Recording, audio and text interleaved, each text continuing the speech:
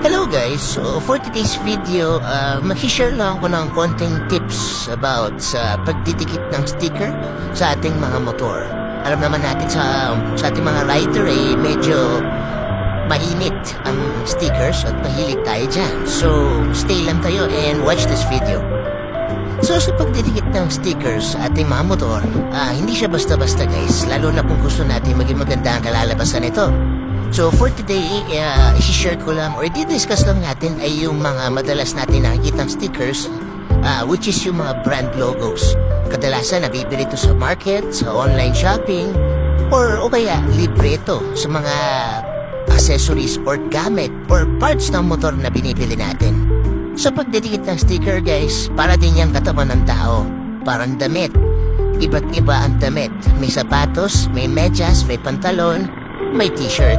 So syempre sa pagdidikit ng stickers, para din tong damit ng ating mga motor.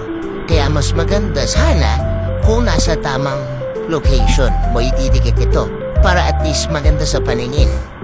Start natin sa helmet brand na logo.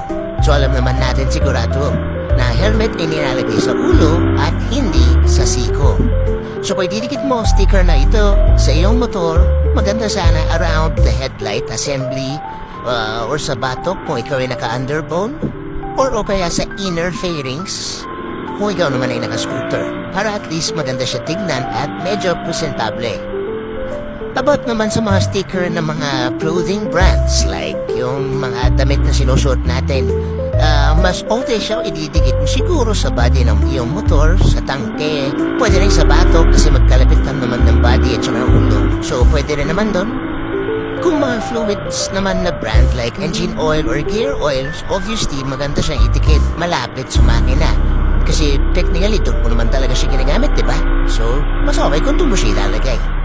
Sa mga brand naman kagaya ng gulong, kadena, sprocket, or mga suspension, mas parang okay siya kung nakatikit siya sa bandang swing arm, sa mags, sa rim, or kaya sa front or rear fender. Kasi nga, yung mga piyesang yun ay dun mo siya ginagamit banda, diba?